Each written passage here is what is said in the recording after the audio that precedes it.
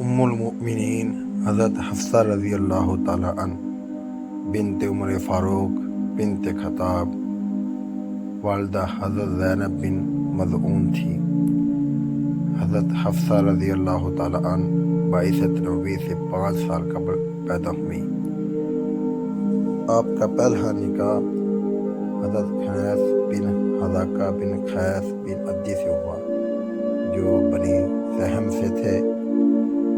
3 ہجری میں غزوہ احد میں شدید زخمی ہو گئے اور علاج کے باوجود جان بند نہ ہو سکے اور حضرت حفصہ رضی اللہ تعالیٰ عنہ بیوہ ہو گئی۔ حضرت عمر فاروق رضی اللہ تعالیٰ عنہ کو ان کے نکاح ثانی کی فکر ہوئی۔ ایک دن رسول اللہ صلی اللہ علیہ وسلم نے تخلیہ میں حضرت ابو بکر صدیق رضی اللہ تعالیٰ عنہ سے حضرت حفصہ کا ذکر کیا۔ حضرت عمر فاروق رضی اللہ تعالیٰ عنہ کو اس کا علم نہ تھا، چنانچہ انہوں نے حضرت ابو بکر صدیق کو حضرت حفصہ کا نکاح کرنے کے لیے کہا، وہ خاموش رہے۔ حضرت عمر فاروق رضی اللہ تعالیٰ عنہ کو ناگوار گزرا۔ پھر وہ حضرت عثمان رضی اللہ تعالیٰ عنہ کے پاس گئے۔ حضرت رقیہ بنت رسول صلی اللہ علیہ وسلم کا انتقال ہوا تھا۔ حضرت عمر رضی اللہ تعالیٰ عنہ نے اپنی لخت جگر سے نکاح کرنے کو کہا۔ حضرت عثمان رضی اللہ تعالیٰ عنہ نے فرمایا، میں ابھی نکاح نہیں کرنا چاہتا۔ اب حضرت عمر فاروق رضی اللہ تعالیٰ عنہ رسول کریم صلی اللہ علیہ وسلم کی خدمت میں حاضر ہوئے اور تمام حالات بیان کیے۔ حضور صلی اللہ علیہ وسلم نے فرمایا، حفصہ کو عثمان سے بہتر مل جائے گا اور عثمان کو حفص سے بہتر۔ ایک روایات میں ہے کہ حضور صلی اللہ علیہ وسلم نے فرمایا، حفصہ کی شادی اس شخص سے ہوگی جو عثمان سے بہتر ہوگا اور عثمان کا نکاح اس سے ہوگا جو حفصہ سے بہتر ہے۔ اس کے بعد حضور صلی اللہ علیہ وسلم نے حضرت حفصہ رضی اللہ تعالیٰ عنہ سے نکاح کر لیا اور اپنی دوسری بیٹی حضرت ام کلثوم رضی اللہ تعالیٰ عنہ کا نکاح حضرت عثمان علی رضی اللہ تعالیٰ عنہ سے کر دیا۔ ایک دفعہ رسول اکرم صلی اللہ علیہ وسلم ام المؤمنین حضرت زینب بنت جاش کے پاس معمول سے زیادہ دیر رک گئے، کیونکہ حضور صلی اللہ علیہ وسلم وہاں شہد خانے میں مشغول رہے، جو کہ انہیں حضرت زینب رضی اللہ تعالیٰ عنہ نے ہدیہ بھیجا تھا۔ حضرت عائشہ کو متقاضائے فطرت ناگوار گزرا، صورت واقعہ بیان کی اور کہا، جب رسول اللہ صلی اللہ علیہ وسلم تمہارے پاس تشریف لائے تو ان سے کہنا، یا رسول اللہ کہ آپ نے مغافیر کھایا ہے۔ حضرت حفصہ رضی اللہ تعالیٰ عنہ سے نے رسول اکرم صلی اللہ علیہ وسلم سے ویسے ہی کہا۔ حضور صلی اللہ علیہ وسلم نے اسے سخت ناپسند فرمایا کہ مغافیر کی بو آپ کے دہن مبارک سے آئے۔ فرمایا، آئندہ کبھی شہد نہیں کھاؤں گا۔ اس پر آیت کریمہ نازل ہوئی، یا ایھا النبی لما تحرم ما احل اللہ لک تبتغی مرضات ازواجک۔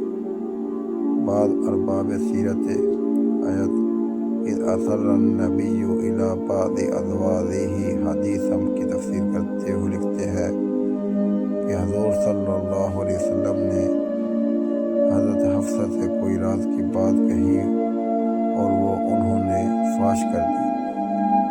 قاری سلمان منصور پوری نے رحمۃ للعالمین میں یہ رائے ظاہر کی ہے کہ جب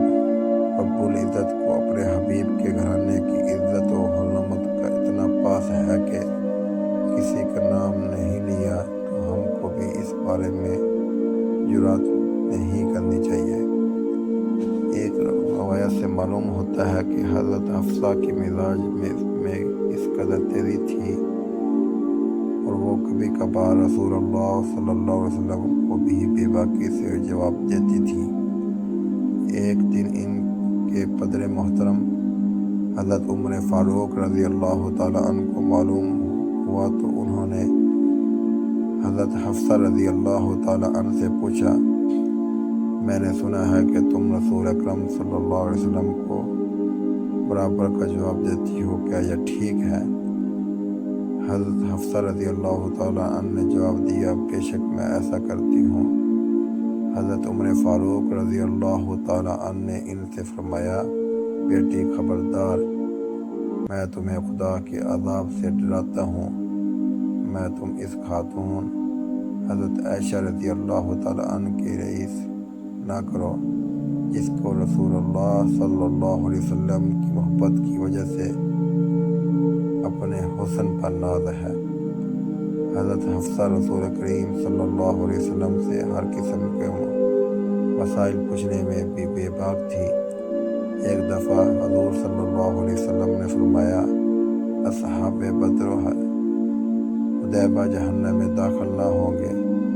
حضرت حفصہ رضی اللہ تعالیٰ عنہ نے کہا، یا رسول اللہ، خدا تو فرماتا ہے وَإِن مِّنكُمْ إِلَّا وَارِدُهَا، تم میں سے ہر ایک وارد جہنم ہوگا۔ حضور صلی اللہ علیہ وسلم نے فرمایا، ہاں مگر یہ بھی تو ہے، ثُمَّ يُنَجِّي الَّذِينَ اتَّقَوْا وَنَذَرُ الظَّالِمِينَ فِيهِ جَثِيًّا،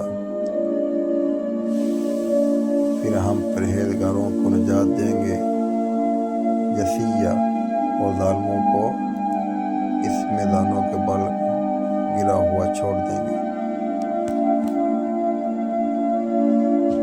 ان کی شان میں بیان کی ہے، ایک مرتبہ جبریل امین نے حضرت حفصہ کے بارے میں یہ الفاظ حضور صلی اللہ علیہ وسلم کے سامنے کہے، وہ بہت عبادت کرنے والی، بہت روزے رکھنے والی، اے محمد صلی اللہ علیہ وسلم، وہ جنت میں بھی آپ کی زوجہ ہیں۔ رسول کریم صلی اللہ علیہ وسلم نے حضرت حفصہ کی تعلیم کا خاص اہتمام فرمایا۔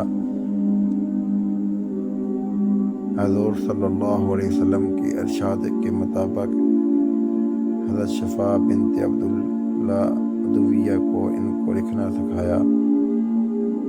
حضرت شفا نے ان کو چونٹی کانٹے کا منتر بھی سکھایا، بہار کاٹنے کا منتر بھی سکھایا۔ بعض اہل سیر نے لکھا کہ رسول اللہ صلی اللہ علیہ وسلم نے قرآن حکیم کی تمام کتابات شدہ اجزاء کو یکجا کرنے کے حضرت حفصہ رضی اللہ تعالیٰ عنہ کے پاس رکھوا دیا۔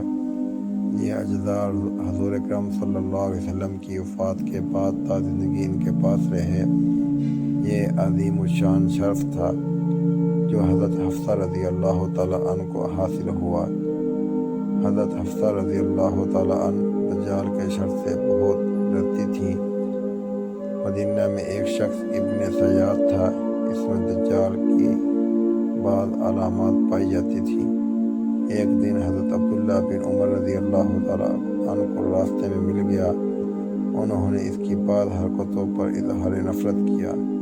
ابن سیاد حضرت عبداللہ بن رضی اللہ تعالیٰ عنہ کا راستہ روک کر کھڑا ہو گیا، انہوں نے اسے پیٹنا شروع کر دیا۔ حضرت حفصہ رضی اللہ تعالیٰ عنہ کو خبر ہوئی تو بھائی سے کہنے لگی، تم اس سے کیوں الجھتے ہو؟ تمہیں معلوم نہیں حضور صلی اللہ علیہ وسلم نے فرمایا کہ دجال کے خروج کا محرک اس کا غصہ ہوگا۔ حضرت حفصہ رضی اللہ تعالیٰ عنہ 45 ہجری میں مدینہ منورہ میں وفات پائی۔ مدینہ کے گورنر مروان نے نماز جنازہ پڑھائی اور کچھ دیر دور تک جنازے کو کندھا دیا۔ اس کے بعد حضرت ابو ہریرہ رضی اللہ تعالیٰ عنہ جنازے کو قبر تک لے گئے۔ پھر ام المؤمنین کے بھائی حضرت عبداللہ بن عمر رضی اللہ تعالیٰ عنہ بھتیجوں نے قبر میں اتارا۔ وفات سے بیشتر حضرت عبداللہ کی وصیت کی کہ ان کی غائبہ کی جائیداد کو صدقہ کر کے وقف کر دیں۔ حضور صلی اللہ علیہ وسلم سے کوئی اولاد نہیں ہوئی۔ حضرت حفصہ رضی اللہ تعالیٰ عنہ علم و فضل کے لحاظ سے بڑے بلند مرتبہ پر فائز تھی۔ ان سے 60 حدیثیں مروی ہیں، ان میں 4 متفق علیہ، 6 صحیح مسلم اور باقی دیگر کتب حدیث میں شمار ہوتی ہیں۔ آپ ام المؤمنین میں سے ہیں، ہماری مائیں سب سے زیادہ ہمارے ایمان کا حصہ ہے کہ ہم آپ کی عزت و تکریم، آپ کی شان میں اپنی جان تک قربان کر دیں۔ یہ ایمان کا حصہ ہے ہمارے۔ شکریہ۔